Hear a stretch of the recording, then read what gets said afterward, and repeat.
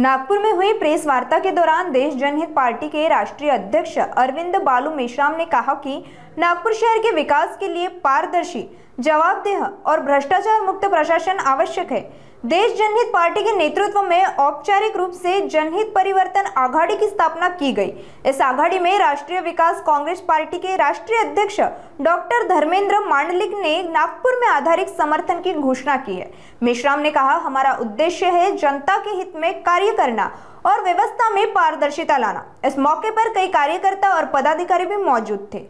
नागपुर समय के लिए video journalist Roshan Wankhede के साथ संवाददाता रिंकू पांतावने, नागपूर। जनहित परिवर्तन आघाडी देश जनहित पार्टीच्या माध्यमातून तसेच राष्ट्रीय विकास काँग्रेस पार्टीच्या माध्यमातून नागपूरच्या भविष्यासाठी, नागपूरच्या विकासासाठी, नागपूरला स्मार्ट सिटी बनवण्यासाठी, नागपूरमध्ये रोजगार मिळण्यासाठी, शालेय शिक्षा फ्री करण्यासाठी, स्वास्थ्य शिक्षा फ्री करण्यासाठी म्हणून आज या नागपूरमध्ये आपण जनहित परिवर्तन आघाडी स्थापना केलेली आहे। या जनहित परिवर्तन आघाडीमध्ये जवळपास 9 दल आहेत।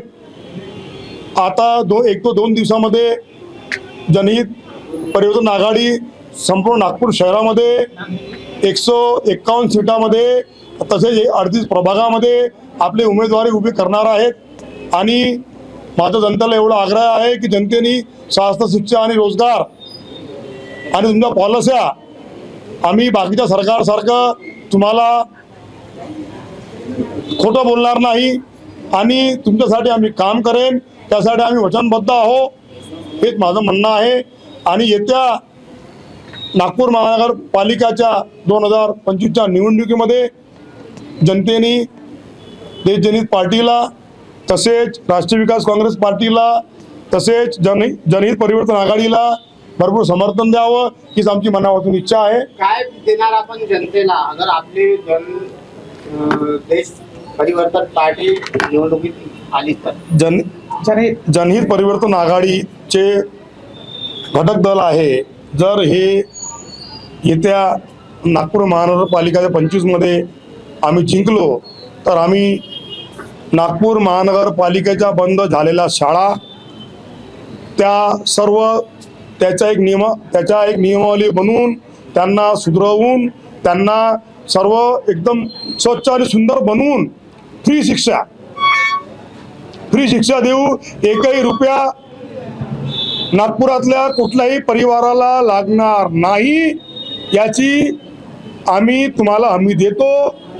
आणि जे हॉस्पिटल्स आहेत, प्रत्येक जे प्रायव्हेट हॉस्पिटलनी महागाई वाढवून ठेवलेली आहे, कोण्या हॉस्पिटलमध्ये 1500 2500 रुपये लागते, आम्ही त्याच्याही क्रायटेरिया सेट करू आणि त्या क्रायटेरियामध्ये प्रत्येक डॉक्टरला प्रायव्हेट डॉक्टर 100 रुपयाचा वरती घेणार नाही किंवा आम्ही घेऊ देणार नाही। नाही तर त्या हॉस्पिटलला आम्ही आमच्या नागपूर महानगरपालिकेच्या योजनेमध्ये सामील करू आणि स्वास्थ्य शिक्षा देण्याचं काम करू।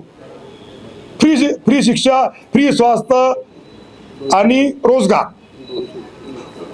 कशा प्रकारे देणार आपण शहरामध्ये? रोजगारमध्ये जे आता सध्या याने प्रायव्हेटीकरण झालेलं आहे, ज्यामध्ये नागपूर महानगरपालिकेचे जे कर्मचारी आहे ते शेकडोच्या संख्येने आहे, त्यांना आम्ही परमनंट करण्याचं काम करू।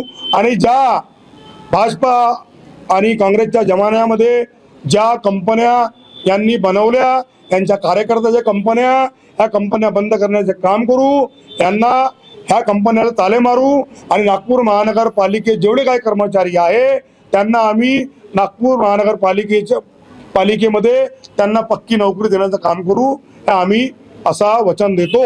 नागरिकांना काय आवाहन करणार? नागरिकांना आम्ही आवाहन करतो की देश जनहित पार्टीच्या नेतृत्वामध्ये उभं राहणारे उमेदवार तसेच राष्ट्रीय विकास काँग्रेस पार्टीच्या माध्यमातून उभे राहणारे उमेदवार यांना प्रचंड बहुमताने विजयी करा आणि नागपूरच्या उज्ज्वल भविष्यासाठी नागपूरमध्ये बदल करा आणि काँग्रेस, बीजेपी आणि ज्या काही दलाल पार्ट्या आहे त्यांना जोडे घाला आणि त्यांनी बाहेर पडवा।